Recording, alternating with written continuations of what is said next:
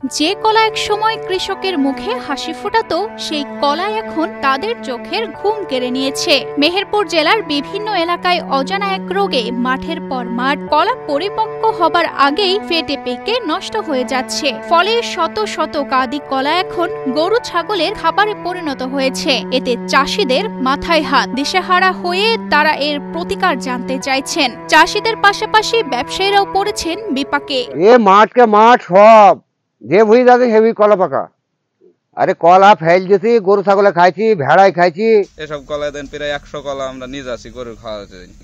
এখানে ব্যবসায়িকরাও লস খাইছি, চাষিরাও লস খাইছি, সব দিক থেকেই সমস্যা। বুঝলেন, এক্সট্রিম মশার কয়েল প্ল্যান্ট ফাইবার দিয়ে তৈরি, তাই সহজে ভাঙে না, সুগন্ধিযুক্ত ও নিরবিচ্ছিন্নভাবে জ্বলে। ডেঙ্গু, চিকুনগুনিয়া বাহি সহ যে কোনো মশার বিরুদ্ধে দেয় এক্সট্রিম সুরক্ষা। কৃষি বিভাগের তথ্য অনুযায়ী চলতি মৌসুমে মেহেরপুরে প্রায় 3000 হেক্টর জমিতে কলা চাষ হয়েছে। জেলার কৃষি অর্থনীতিতে সবজির পরেই কলার অবদান সবচেয়ে বেশি। এখানকার কলা সারা বছর দেশের বিভিন্ন জেলায় সরবরাহ হয়। মেহেরপুর জেলায় এবছর 3000 হেক্টর জমিতে কলার আবাদ হয়েছে।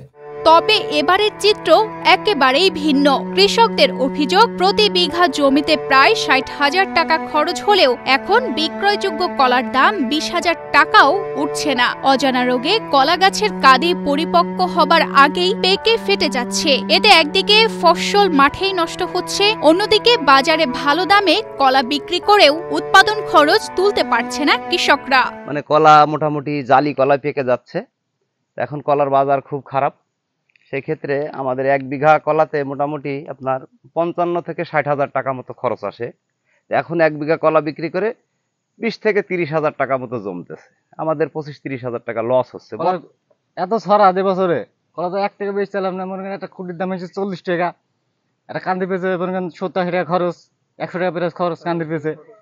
বুঝে এসে ব্যাপারিতে এসে 100 টাকা, 150 টাকা, 50 টাকা, 60 টাকা, 70 টাকা দাম কয়, তাহলে আবার টাকা উঠবে। কৃষকদের বিরাট লস, কেটে সব ফেলে দিয়েছে জমিতে। কৃষি বিভাগ কৃষকদের কোন রকম সাহায্য সহযোগিতা করে না বলে অভিযোগ করছেন কেউ কেউ। কৃষি বিভাগের লোকজন আমাদের কোনো কেউ সহযোগিতা করে না, আমরা তাদের চিনি নি, তারা সহযোগিতা করবে কি করে? এদিকে কৃষি বিভাগ বলছে অতিরিক্ত সার প্রয়োগের কারণেই এমন সমস্যা দেখা দিতে পারে। তারা কৃষকদের সঠিক পরামর্শ দিচ্ছে এবং জমির মাটির গুণগত মান যাচাই করে সার ব্যবহারের পরামর্শ দিচ্ছেন। তারা যেন পরিমিত মাত্রায় সার প্রয়োগ করে, বিশেষ করে পটাশ সার প্রয়োগ করলে কলার স্বাদ, গুণ এবং এর রক্ষণাবেক্ষণ ক্ষমতা বৃদ্ধি পায়। আমরা কৃষি বিভাগ এই লক্ষ্যে কৃষকদেরকে সুষম সার প্রয়োগের জন্য পরামর্শ প্রদান করে আসছে।